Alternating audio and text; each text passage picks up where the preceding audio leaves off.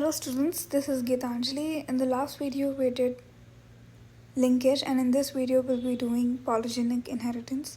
So polygenic inheritance, the word itself, poly means more than 2 or 3, whereas genic refers to the genes.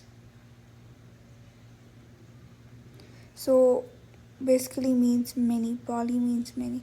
So many genes, okay, the inheritance in which which is controlled by more than 2 or 3 genes, with controlled by many genes, is called polygenic inheritance. So till now we saw that genes are these factors which are discrete units, but then in nature we see continuous variation, right? So we see heights of all sorts, colors of all sorts. So there all the intermediate traits are possible.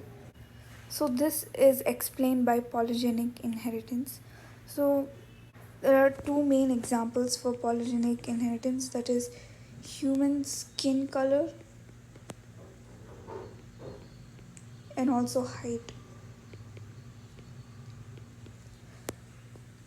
Now an important thing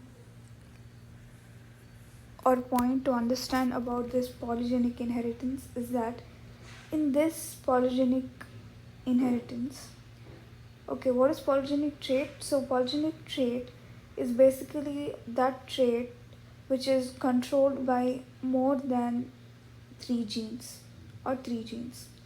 Okay, so in a polygenic trait, you see the phenotype reflects the contribution of each allele, okay, and that is the effect of each allele is additive. So to take an example, let us take skin color. So let us take there are 3 genes A, B, C. So here every dominant gene is responsible for the production of melanin, okay? So let us say that every dominant gene is responsible for the production of melanin. Now I'll take a genotype which is this, and another genotype